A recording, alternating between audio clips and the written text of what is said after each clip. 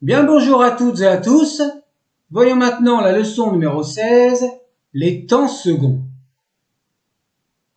En néo-égyptien, on appelle les temps seconds les syntaxes qui coordonnent et focalisent le thème initial. Attention, ce que l'on appelle thème initial, cela signifie thème principal. Initial n'a rien à voir avec le début de la phrase. Les temps seconds sont donc des formes emphatiques appuyant les thèmes syntaxiques. Ils ne sont employés que dans le discours. Il y a plusieurs manières de traduire ces thèmes marqués en français. Nous avons par exemple si, c'est. En exemple, si je me suis préparé, c'est pour te rencontrer.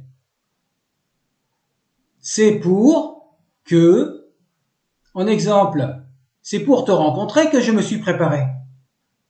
Ou alors, car je sais qu'il viendra car je l'ai fait appeler.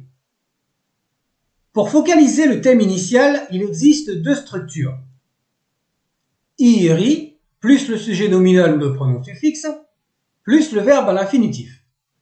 La négation est thème, plus un COD nominal ou un pronom suffixe.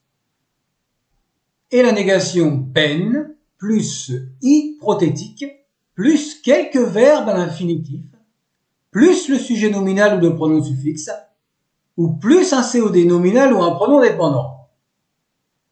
Avec la négation ben et un adverbe de lieu, on peut trouver la forme yuna en fin de phrase que l'on traduira par assurément, certainement.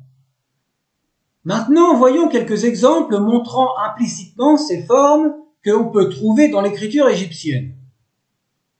Iriu shesep na shebu tuwen her ked na shenaru. C'est pour qu'ils réceptionnent les provisions que nous construisons les entrepôts. Ou alors, si nous construisons les entrepôts, c'est pour qu'ils réceptionnent les provisions. Dans cette tournure française, les éléments sont inversés. Autre exemple, Rer jedi wenemdi kat bak ya iri na ketru meher na baku.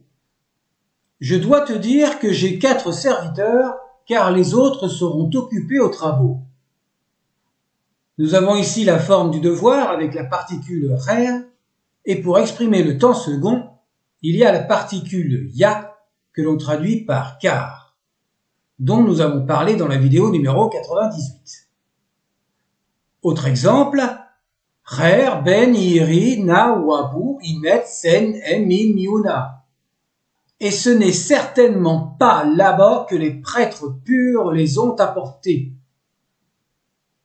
Autre exemple avec les deux syntaxes, irik, iret, waneret, yuweker, shefa. C'est pour que tu remportes une victoire que tu vas te battre. Et la variante, iritek, waneret, yuweker, shefa. Dans la première, c'est la structure iri, plus le sujet, plus le verbe.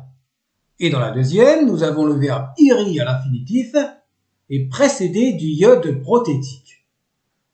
Cette deuxième syntaxe est utilisée notamment avec les verbes iwi, venir, ini, apporter, redi, donner, jed, dire, shem, aller, et donc quelques autres verbes, dont iri, comme dans notre exemple. La forme du temps second n'a pas de traduction directe. Il faudra traduire selon l'énoncé principal. Cette vidéo n'a qu'un seul but, c'est de montrer deux structures indiquant une emphase ou alors une insistance. Il reste encore deux structures verbales, elles sont employées dans les propositions relatives avec le iode prothétique, et comme pour la grammaire du Moyen égyptien, nous ferons un récapitulatif des formes verbales du Nouvel Empire. À bientôt!